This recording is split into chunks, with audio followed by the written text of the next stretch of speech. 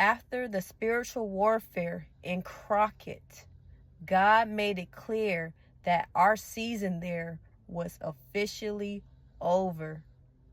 At first, He gave my sister and I time to travel and explore parts of Northern California.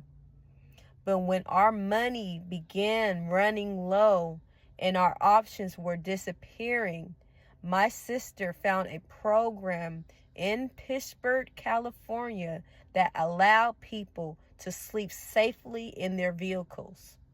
We went to check it out. At first, we didn't want to participate. But when God closes every other door, sometimes obedience is the only option.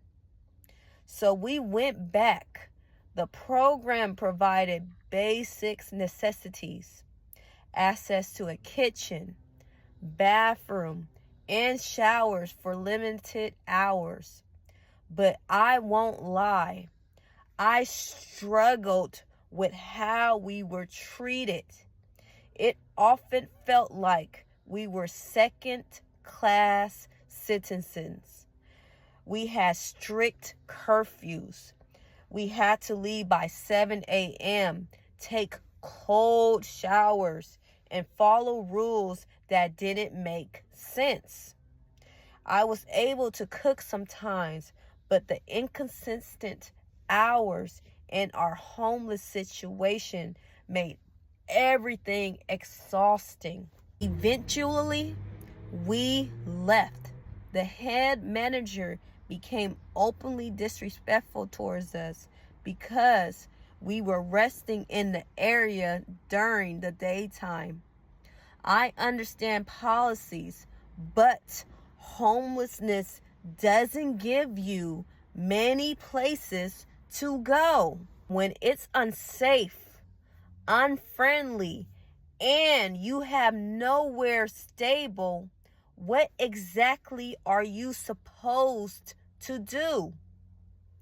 After enduring enough tension and hostility, my sister and I were done with the program. An ex-mentor from church helped us transition into a homeless shelter. In many ways, it was better than the vehicle program. We didn't have to pay rent, which helped us save, but we had to depend on ourselves for food, transportation, emergencies, hygienics, and supplies. Even there, we still felt looked down on at times. The job God gave me wasn't providing consistent 40-hour weeks. My sister was on workers' compensation and wasn't legally allowed to work. We were scraping by, but by the grace of God and through unexpected helpers He sent, we survived an entire year in the homeless shelter. Homelessness exposes you to a lot, spiritually and naturally. People often have a crabs in a barrel mentality. Some homeless people don't want to improve their situation, and they resent those who try. We encountered heavy darkness, drugs, alcohol addiction, instability, exploitation, and brokenness. We had to stay alert. We kept to ourselves. We moved quietly. We prayed constantly. We served God diligently. Attacks still came from ex-church members, ex-evil family members, program workers, and residents. We saw drugs, death, and deep sin patterns. At one point, a housing coordinator had the nerve to try to block us from getting permanent housing and attempted to kick us out from the program. It felt rare to find people who genuinely wanted us to win. When both of our cars broke down, some people were so happy.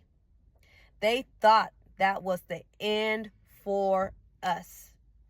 But they underestimated our resilience. Every setback became a setup for God to move. After months of public transportation, staying disciplined, and working hard, I was able to purchase a car by the grace of God. Soon after, my sister was able to get one too.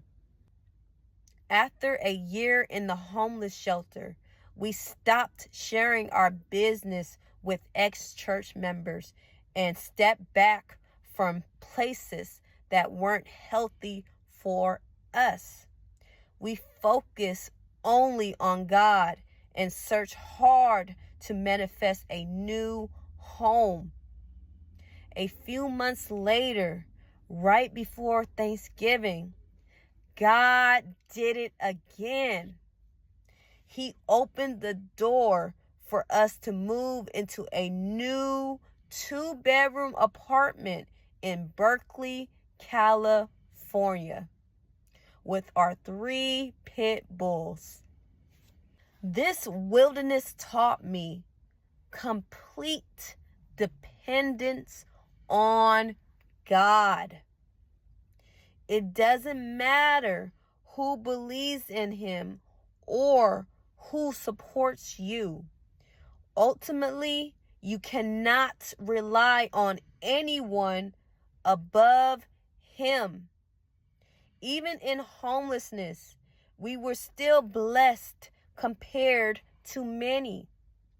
God could have allowed us to stay in worser conditions, but in his mercy, he placed us in one of the best homeless shelters in the Bay Area.